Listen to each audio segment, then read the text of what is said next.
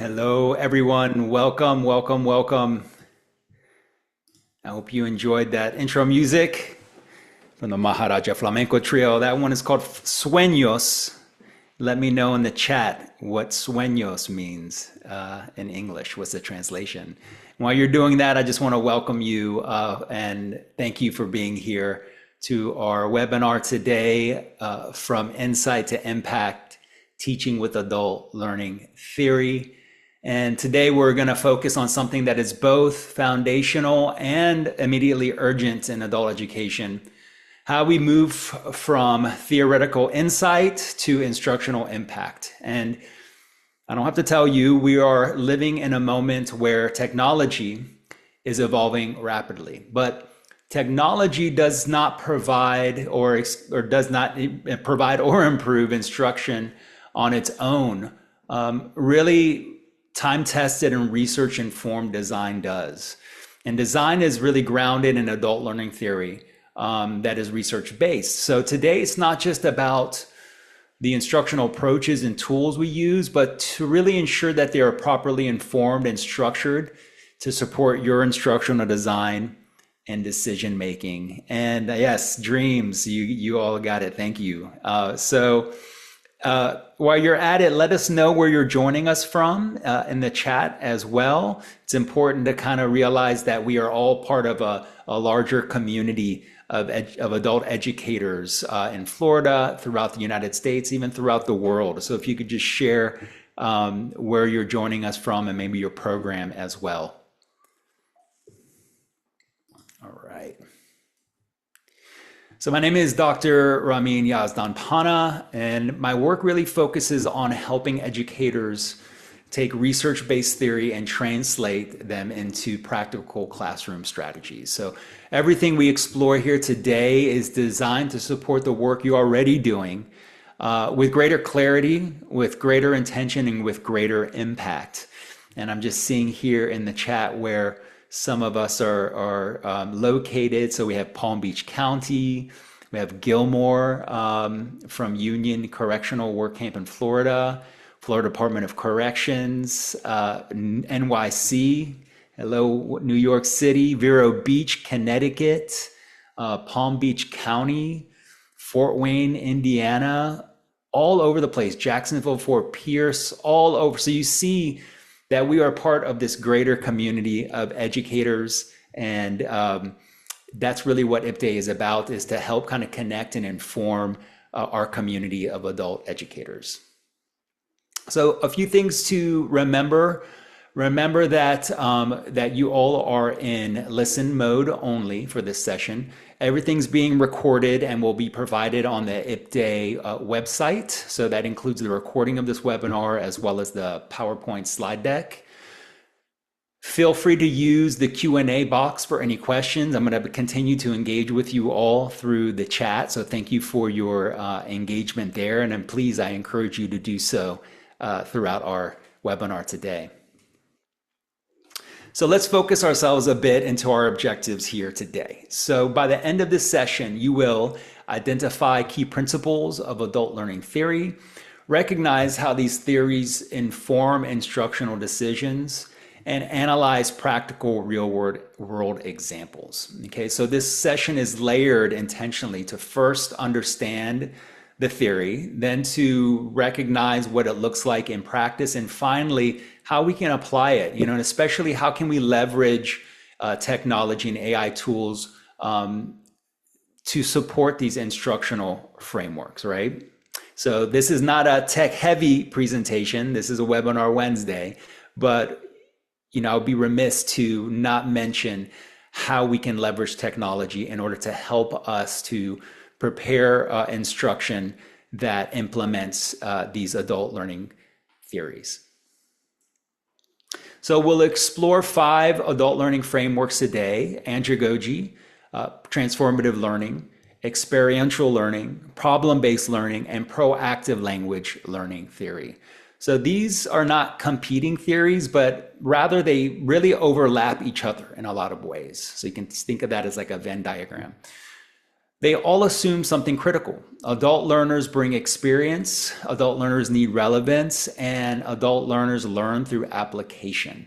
So if you would, looking at some of these frameworks today, type yes if at least one of these frameworks is new to you.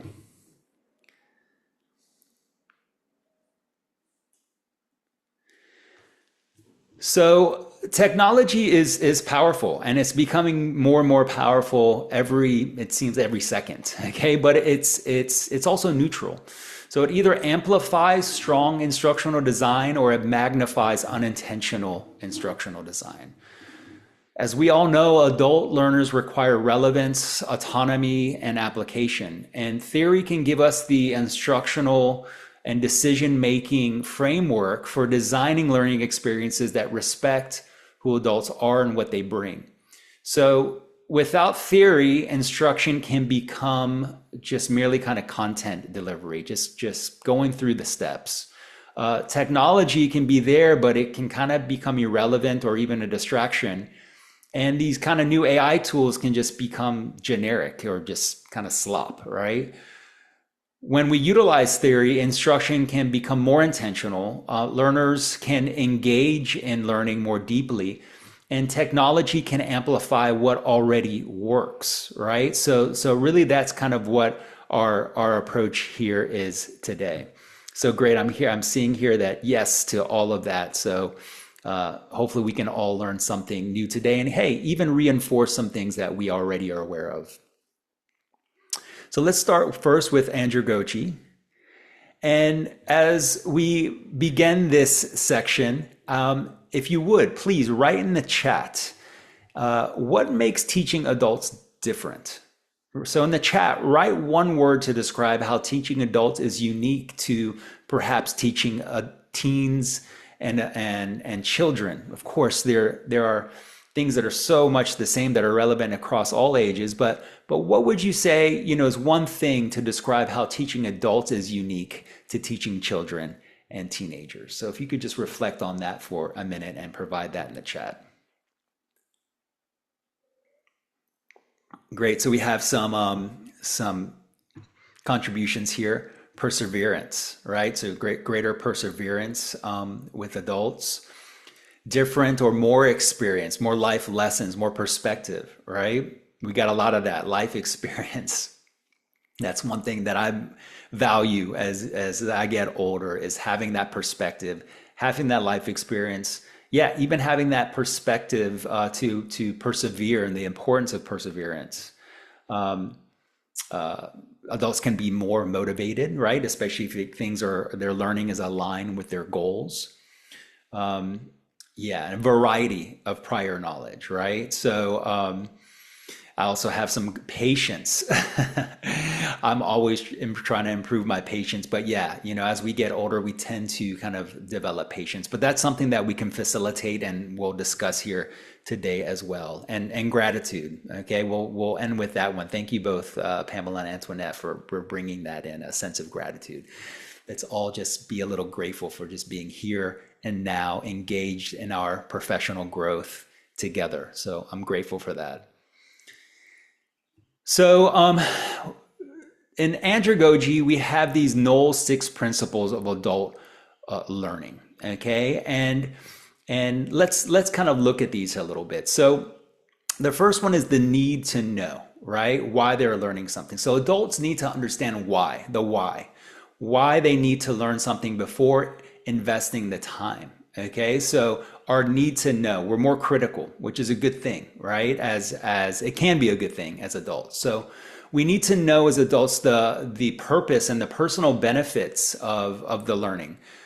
Exploring rationale for how learning can meet our learners' goals and can increase the pull motivation and focus, right? So I use this exploring intentionally because oftentimes, learners can use some assistance for seeing how instruction, the topic, the subject, the skills actually are aligned with their goals. So we can explore that together and identify those things together as a class. Sometimes as educators, we don't know. That's not immediately as clear to us as it is to students. So involving them in that exploration of understanding why the rationale can be helpful. As you all mentioned, adults can be self-directed, right? They have a deep psychological need to be seen as capable of self-direction, preferring to take charge of their own learning rather than being taught passively. So this is true for some, more than others. This is a skill as well, this self-autonomy, this independence in learning. But in general, adults have this kind of deep psychological need, all right, to at least be seen as capable and develop the capacity to be more independent, more agentic learners. And they also have the capacity to identify and set learning and life goals, as you all mentioned as well.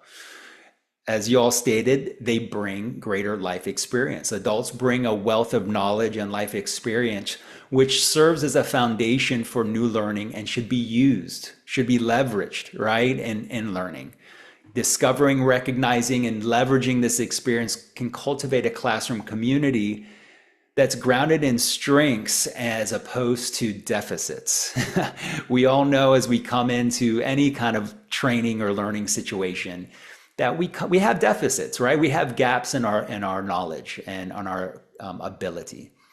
But it's just as important to recognize the strengths that we bring, the knowledge, the prior knowledge that we have, so we can build on those strengths. Just neurologically, that enables us to kind of learn. We tend to learn faster when we build on current knowledge, right, and prior knowledge, rather than it takes more longer to just learn something new that isn't associated with kind of prior knowledge and prior experience. And so, yes, you're right, to your point there, Harold, okay? Adults are ready to learn when content is relevant. Adults become ready to learn the things that they need to handle in real life situations, such as career transitions or problem solving. So this is also related to the need to know something, but goes beyond to identify how content aligns with their learning and life goals, right? So we can kind of discuss in broader terms how things are relevant and important, but it's really up to our learners to engage with their own kind of understanding, reflection, and to share that, right? To share with other learners and to share with their teachers on how things are relevant, right? How they could be relevant to their specific learning and life goals. And of course, that requires them to kind of have clarity in their learning and life goals. And that's something to establish and develop with learners throughout the time in the classroom and beyond. Also, adults are problem-centered or task-centered rather than just content-oriented, right? Adults learn best when training and learning provides practical solutions to the challenges they face, like immediately, to the challenges even family, right, and community face, and those that come even down the road a little bit, right? But it should be all challenges that are faced by them. That makes things more relevant, more immediate. Again, increasing that kind of pull, right? Motivation that increases focus and attention. And as we grow older, we tend to be faced with greater responsibilities. So aligning instruction with challenges and scenarios enables them to address these real world issues while developing academic skill and content knowledge.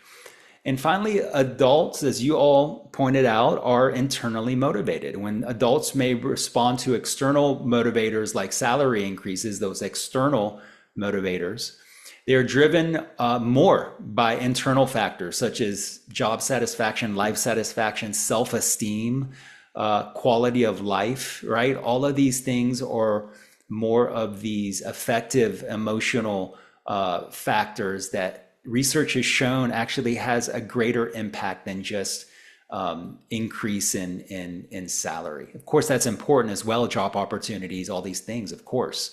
But addressing these kind of soft skills are just as and oftentimes more impactful. So if a learner is in your classroom, there's a clear sign that they are already internally motivated. We all know how busy our learners are. They're juggling life, job, personal responsibilities, and miraculously they find the time, okay, to come, all right, to come to class, against so many difficulties, so many challenges, so many obstacles, being exhausted, because they know that there are opportunities, they have goals, and so our job is to kind of stoke that flame into a bonfire that burns strong for life. The last thing we want to do is to kind of snuff out that flame. So, if instruction feels abstract or disconnected, we know we disengage. Everyone disengages. So, andragogy pushes us to design learning that involves and that solves real world problems. It works because it really places the learner in the center of instruction, and it respects the learner. It connects learning to real life. It honors our learners' experience, and it builds ownership, right? When learners see relevance, this contributes to persistence. So let me know in the chat, if you would please, let me know if you agree with these principles of andragogy in the chat. Just a yes or a no, and any other kind of additional things that this theory may have missed, feel free to put them in the chat as well.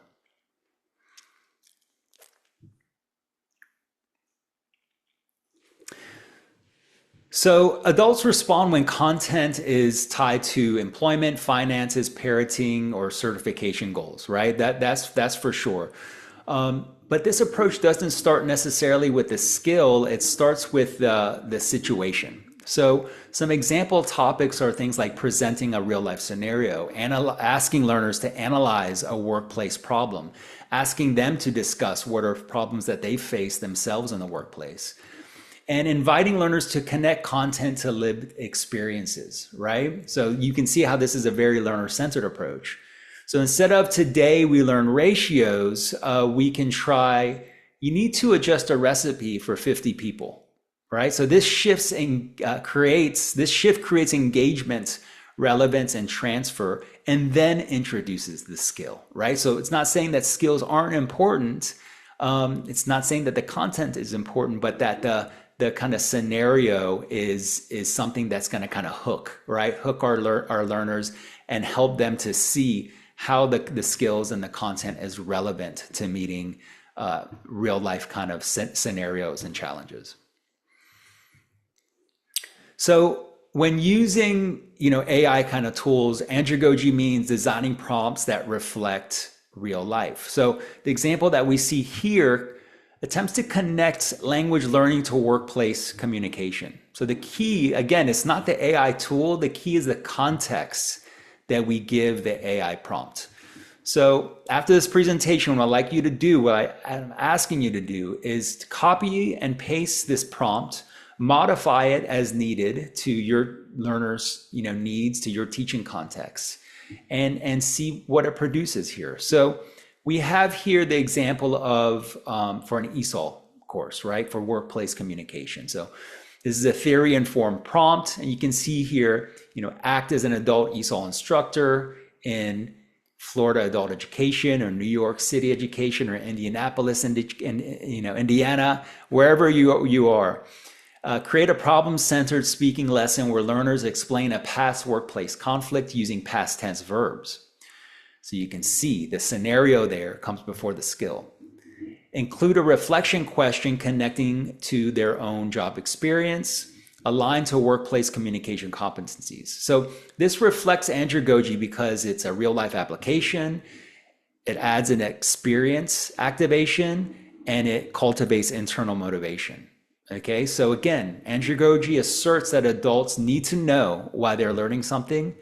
They're motivated by relevance. They bring experience as a learning resource and prefer problem-centered learning. So this informs our AI prompting here because It means that we need to frame tasks around real world problems, connect to adult roles. So, as an employee, as a parent, whatever their roles are, right? That's relevant to this scenario. To activate prior experience, to leverage those strengths, and to avoid really kind of abstract, decontextualized drills. Okay, I'm not saying that drilling isn't useful, but when it's decontextualized, when it doesn't have any kind of relevance to the real world problem, that is just weak instructional design. So again, AI should generate instruction that feels immediately useful, not just academic for its own sake. So, this is something that we can use also for kind of like a checklist, right? To analyze our own prompting and instructional design. So here we see the same principle applied to literacy. So a real utility bill becomes the text. Right now, the reading isn't abstract, it's immediately useful. Again, right after this presentation, copy and paste this, follow the prompt, modify as needed, and to address your teaching context. So this is for ABE reading, theory informed prompt, act as an adult literacy instructor, design a reading activity using a real utility bill, or you fill in the blank, whatever you want to utilize. Include comprehension questions focused on practical interpretation, due dates, fees, totals. Add one reflection question about managing household expenses. So this reflects andragogy because it's problem-centered, it's financial literacy relevance, it's immediately applicable. Okay, so for more kind of specific, if you feel like financial literacy and how to integrate that into your adult instruction is something that is useful to you and something you want to kind of learn to develop, I'm going to copy and paste this. This is a webinar that we recently presented, Integrating Financial Literacy with AI and Web-Based Tools. Again, this is found on the IPDAY site, okay? You can see that the video and the slide deck is here, okay, for your reference as well. So I just want to encourage you to kind of explore, all of these amazing resources of webinars on the IPDAY website. Okay, a little plug there. All right, so our final example here for andragogy is in math. Okay, we connect to real decisions. So sales, budgeting, purchasing. This is math as life, not as math as an isolated context, right? So we have an example here for GED math instruction, theory informed prompt, create a GED level percentage lesson based on calculating sales, tax, and discounts when buying work equipment. Include guided modeling and independent application. Conclude with a reflection question about personal budgeting. So this reflects andragogy is that it frames math as real life decision making and not decontextualized subject. Okay, this brings us to our second theoretical framework, transformative learning. So consider this. How often do your learners need to rethink their beliefs about learning, their ability, right? Their ability to learn, their ability to do things, or their life opportunities. So the majority of our adult learners could really use support to build critical thinking skills, to develop how they see the world and themselves. Do you agree or disagree? Do you think that's true or is that false? If you could just please put that in the chat for me. If true, if you agree, or false, if you haven't found that to be true. This is something I'm currently working with an amazing group of educators who are teaching in corrections. And this is something that has come up again and again, right? Is the critical need to address our learners' beliefs, right? Their self-beliefs and their capability and capacity, and to kind of help them, support them to challenge this kind of negative self-talk that they tend to have. I think this is true for many of us, if not most of us, if not all of us, okay? So this is something that we could really support our learners in developing new kind of mindsets and approaches to thinking. Yeah, thank you, Caitlin, for reinforcing that for us. So transformation happens when learners encounter a challenge also known as a disorienting dilemma.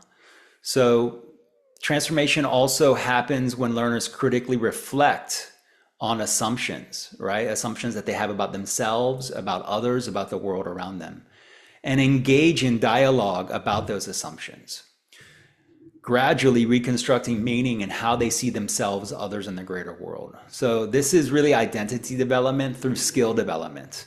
And it happens when learners examine beliefs about, their learning, their ability to learn, about work, okay, their ability to like succeed in work and be responsible. And really, again, be able to kind of like analyze those and revise them. Okay. So seeing other possibilities, critically think about them, bring those things that are generally like below the surface, bring them up to the surface so that they can be critically challenged. Right. So reflection and dialogue are essential aspect of these. And this can build, critical thinking. So these align perfectly with many of our curriculum frameworks, right? They build and cultivate critical thinking. They develop civic awareness. They promote lifelong learning and lifelong skills. And they really kind of enable our learners to strengthen their voice and their communication skills in order to kind of critically analyze and reflect and then communicate their ideas and to even like rethink, right? And modify, okay, how they communicate and how they kind of see themselves and the world. So transformative learning is about perspective change. In adult education, many learners are redefining their futures. I feel like we're all redefining our futures every day. So structured reflection helps them move from I can't to maybe I can to yes, I will. And it happens when learners examine beliefs about, education, about work, about themselves, about society, and revise them. So this theory is especially relevant in correctional education, reentry programs, adult literacy programs. I mean, I would say in all, programs, and this includes, even to younger ages. I wish this was more of a central aspect to education throughout schooling, but it's especially important with adult learners who may have not had that kind of support in their past. Transformative learning gives them structured space to examine and reshape their beliefs. So here are some examples aligned to the Florida reading standards and ABE. Analyzing a persuasive article about workforce policy. Okay, so that's looking at persuasive rhetorical styles, analyzing it, looking at certain policies, and giving them the kind of critical awareness of things. Learners can reflect on their beliefs, right? About opportunities, for example, in this case, work opportunities in employment. And discussions can reframe, actually can help to reframe their perception of their own academic and workforce capacity, right? So again, bringing this to the surface, engaging in discussion, and us as educators can help them in that process in order to support them to say, hey, look, these are your strengths and these are how your strengths are relevant. These are your weaknesses and this is what we need to focus on. Okay, so it really gives that like capacity, that agency to say, yeah, maybe don't have the capacity right now, but these are the things that I can identify and we can work towards them. That just gives can give a great deal of like motivation and confidence and knowing that it's something that can be achieved, right? And not just some abstract notion that's far out of reach. So the following example, AI prompts design instruction for learners to reflect on their growth. Language learning becomes identity building. So again, take this prompt, modify it, test it out. Okay, so this is an ESOL identity reflection. Create a writing assignment where ESOL learners describe a challenge they overcame when learning English. Include guided reflection prompts that help them identify personal growth. Okay, so this is transformative learning as it supports identity reconstruction as capable learners. Transformative learning occurs when adults encounter ideas that challenge assumptions, reflect critically, engage in dialogue, and reframe beliefs or identity. So prompting AI, make sure to also include reflective questions, prompt for perspective taking. So, from another's perspective, right? If you were in their shoes, to encourage analysis beyond recall of information to application to their lives and the greater world society, and to integrate class and small group discussion, right? So this kind of like prompting should really generate learning that invites thinking shifts, not just skill practice. In this example, learners analyze and reflect on real issues. We move beyond comprehension into critical thinking. So this example here is from ABE, argument analysis. The theory-informed prompt: act as an adult ABE instructor, generate reading questions that require learners to analyze the author's claim, reflect on how the issue affects their community, include one question that challenges learners to reconsider a common assumption. So it reflects transformative learning in that it includes this critical reflection and belief examination. So you can see how it kind of goes just one step deeper, okay, than just kind of the content and the skill building. So even if many of us are working with materials and resources, textbooks, fantastic. Sometimes, just due to limitations in publishing, they're not going to include all these approaches, right? Or they might do it, but just at a surface level. So you can take that information, you can take that content, and you can further develop this into deeper kind of exploration in the classroom and even for out-of-class assignments. And here with this prompt, learners engage with multiple perspectives. So they don't just learn content, they learn to think. So this is a GED social studies example. Act as a GED instructor, develop a discussion activity analyzing multiple perspectives on a civic issue, include reflection prompts asking learners how their perspective has changed after reading opposing viewpoints. So next we turn to experiential learning. And experiential learning formalizes what adult educators have known for a long time now, that adults learn by doing and then reflecting on what they did. So you can see these theoretical frameworks, there's a lot of overlap, okay? But there's some specific kind of foci that are important to consider as well. So here we see Kolb's experiential learning cycle. And Kolb's model is cyclical. It's not linear, right? So learning deepens when experience is followed by structured reflection and application. So this is not activity for activity's sake. It's a structured experience that includes, a concrete experience, right? Engaging in a task or scenario, reflective observation, what happened, what worked, what didn't, abstract conceptualization, what principle or rule explains this, and then active experimentation. How will I apply this differently next time? I mean, this is a powerful model for us as instructors. After each activity, after each lesson, after each class, right? Okay, what happened? What worked? What didn't? Why? Okay, and then how can I modify this? So this also serves as something almost like an exit ticket to ask students as well, okay, to engage them in this kind of experiential learning cycle. So without this kind of reflection and abstraction, learning can often remain superficial and shallow. So it's reflection is not an optional in experiential learning. It's really at the heart of it. So as we know, we're all constantly testing ideas in real life, but this experiential learning kind of makes that more intentional, right? So if we teach abstractly without application, the learning tends to stay kind of theoretical and too abstract.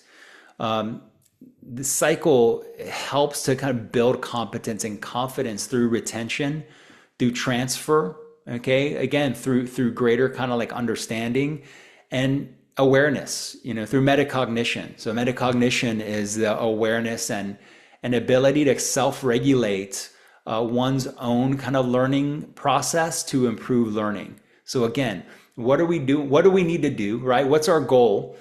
What are we, how was our experience with engaging, right, and learning? What went well? Okay, what are we still struggling with? What's still a challenge? What's a gap in our knowledge? And how can we learn from that day's learning experience? How does that inform us? So instead of just being like, okay, everyone, see you later, right after class, giving an exit ticket, use something like a reflection rose, right? What's something that they really kind of like grasp, right? That's the flower. What's an idea that's still kind of challenging or that's still emerging, right? That's like a bud.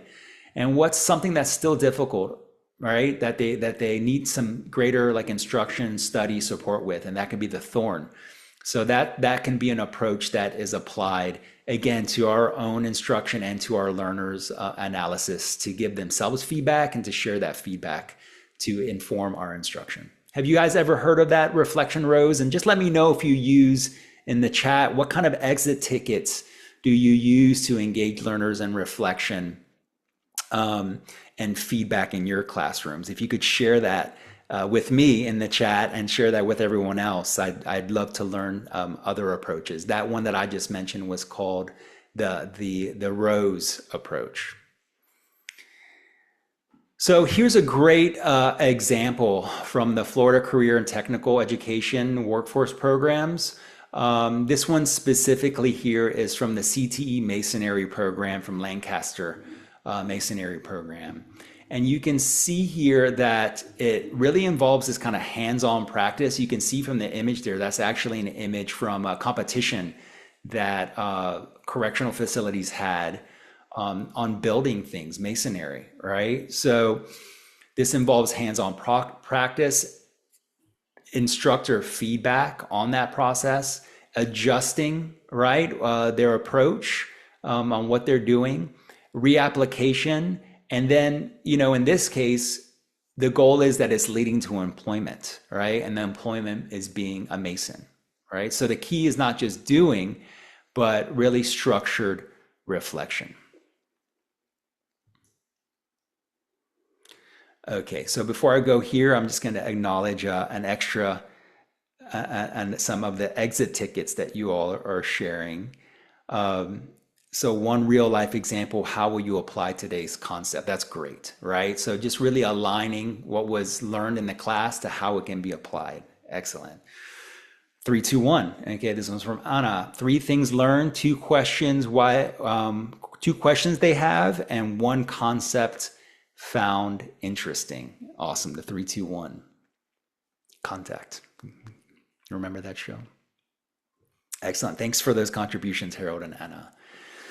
This is a GED prompt, okay? And you can see this one here involves creating a budget simulation for GED learners, right? Begin with a monthly income scenario, include guided calculation steps, reflective questions about spending choices, and independent reapplication with a new income amount. So again, this is applying experience, reflection, adjustment, and reapplication. And then finally here, we have this one for ESOL. Okay, so act as an ESOL instructor, develop a role play activity where ESOL learners conduct a job interview, include prep time, performance, peer feedback, and revision of responses. Okay, so going on to our 4th instructional framework is problem-based learning. So PBL differs from other instructional design approaches in that often there is no single correct answer. Learners identify what they know, they conduct the research, right, oftentimes supported by our instruction and then done independently, analyze options, propose solutions, and present findings. So you can see how this is really useful for like group discussion as well. Again, there's oftentimes no single correct answer, but rather creative solutions that can be further analyzed for strengths and weaknesses. As I'm reading this, you can see how important this skill is here, where, gathering information and then applying it to creative solutions and identifying strengths and weaknesses, that has always been an important skill, but more and more so, applying our human intelligence, our human interaction, and collaborating with things like artificial, I call it assistive intelligence, right? In order to kind of have that iteration, that cycle, right, of interaction between humans, fellow humans, and with technology is really a skill set that's critical today and more so in the future. So a rationale for problem-based learning is that language and literacy research really supports meaning-focused interaction as a driver of learning. Research shows that PBL develops analytical reasoning, it promotes retention, it encourages meaningful interaction, and it builds autonomy. And perhaps most relevant, it mirrors real life. So here's an example of a problem-based scenario. So a family must decide where to live based on income, schools, transportation, healthcare. Learners research data, compare options, justify decision, present solution. And again, I always recommend, gather. This is like one of the rationales and purposes of needs analyses, right? Not just at the beginning of a course, but really kind of like throughout a course. Having learners to analyze what are the challenges and needs, right? And having those challenges and needs inform our instruction.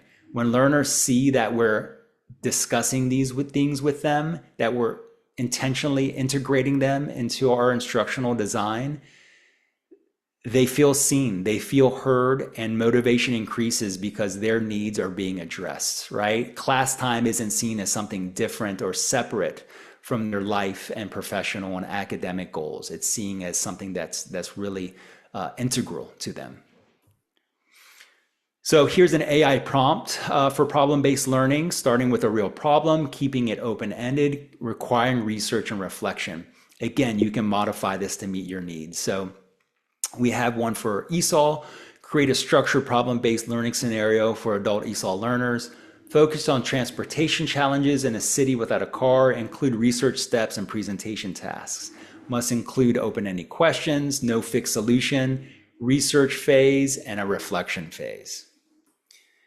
And so finally here we have proactive language learning theory. Okay, this is our final theoretical framework, but the most recently published one. So PLLT, proactive language learning theory, defines proactive language learners as anticipatory and intentional. So this means that they plan ahead, they take initiative, and they shape learning activities.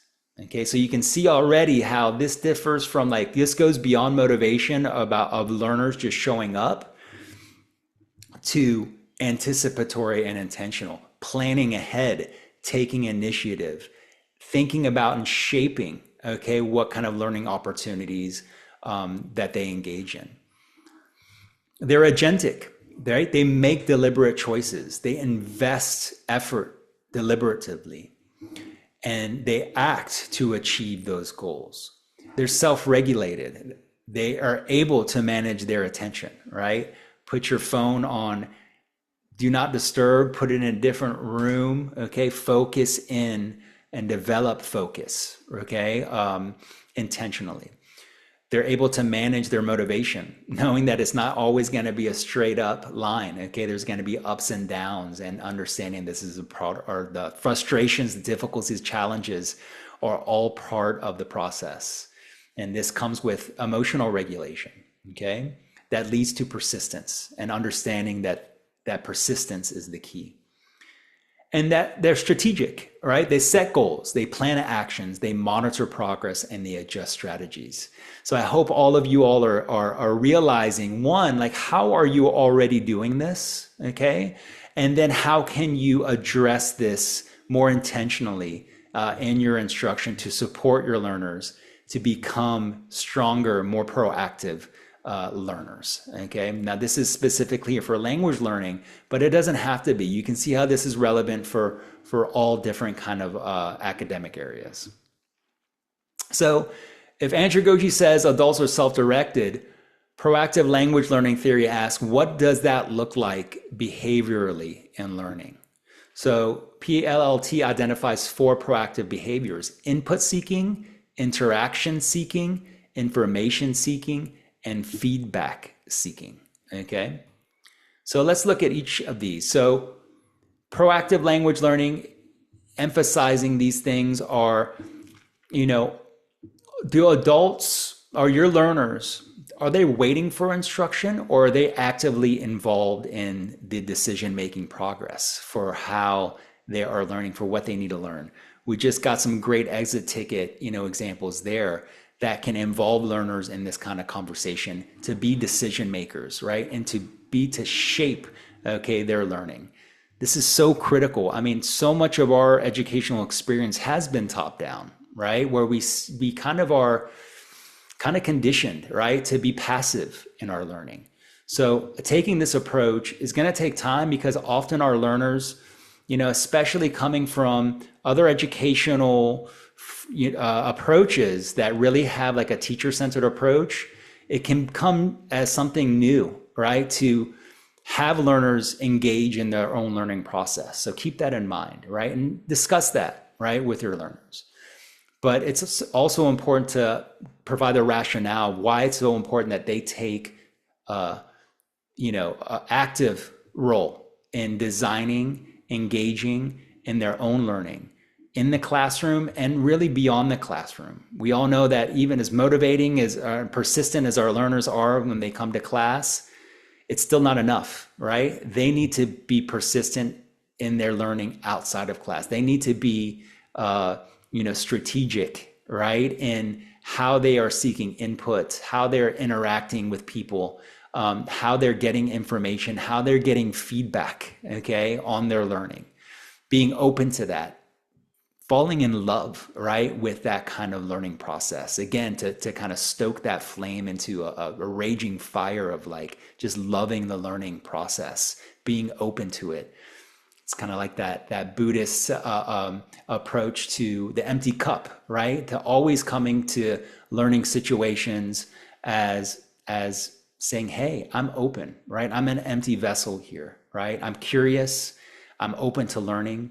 Oftentimes as adults, one potential drawback to all that experience and all that knowledge is we think we kind of know it all, or we're just kind of hesitant to show that we are, not aware or ignorant in certain areas, right? Our ego kind of is inflated.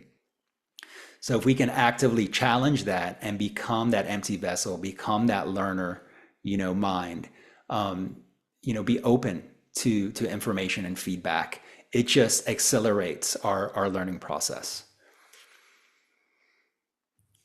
Okay, so some AI prompts here for input seeking routine. So create a 10-minute daily routine that trains adult ESOL learners, and again, you can change that to whoever your learners are, to notice and process input from short workplace dialogues, provide tasks, and here I put NRS levels here for multi-levels, okay?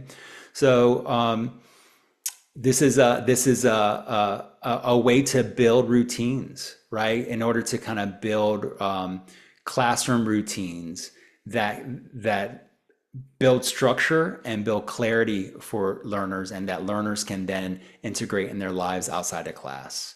Here's another one, interaction seeking language log. Generate a weekly interaction seeking language log template with 3 real life locations and reflection questions.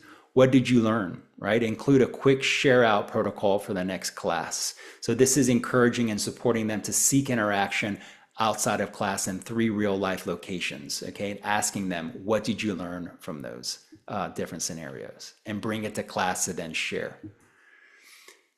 The next is the information seeking lesson support. So design a mini lesson that teaches adult ESOL learners how to use explicit language resources. For example, model examples, dictionaries, to answer a real life question. Include guided practice and independent practice, okay? So again, how to seek information.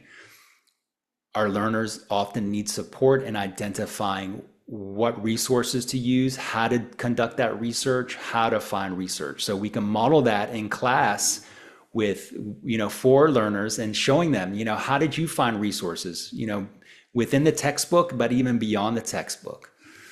And then finally, feedback seeking routines. Create sentence starters for feedback inquiry and feedback monitoring for speaking practice. Include a teacher script to normalize feedback and a student reflection prompt to set one improvement goal.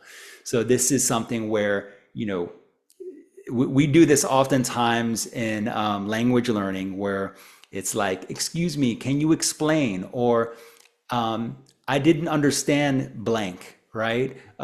Could you help me blank with this, right? And so these are kind of like sentence frames that we can practice, even if it's not a language context, to support our learners in getting in this learner kind of mindset and to seek feedback actively. Okay. Seek feedback from their peers, seek feedback from their instructors, seek feedback from their community members, and normalize that feedback and understand that feedback is a critical, essential aspect of the learning process. And the faster that we can learn, right? The faster that we can fail and learn from those failures, right? From those errors, the faster that we're going to learn. So, in summary here, frameworks as a design lens. So generally, if you want learners to connect to learning to life, we can use these andragogy framework. If you want them to examine their beliefs, this transformative learning framework. If you want them to practice and refine skills, experiential learning. If you want them to focus on solving real world problems, problem-based learning. And if you want them to build independent habits, we have that proactive language learning theory. So if you would, I'd like you to complete this sentence in the chat, and you can just put A, B, C, or D. This week, I could design or modify a lesson using A, transformative learning, B, experiential learning, C, problem-based learning, or D, proactive language learning. So let me see here what you all have. So we have Chad, PBL, Sean with PBL, Dwight with proactive language learning. Anna, yeah, I like that. B and C, okay, experiential learning and problem-based learning. So yeah, and I would encourage you all to experiment with all of these, but I love how you're immediately just like identifying, what frameworks to apply.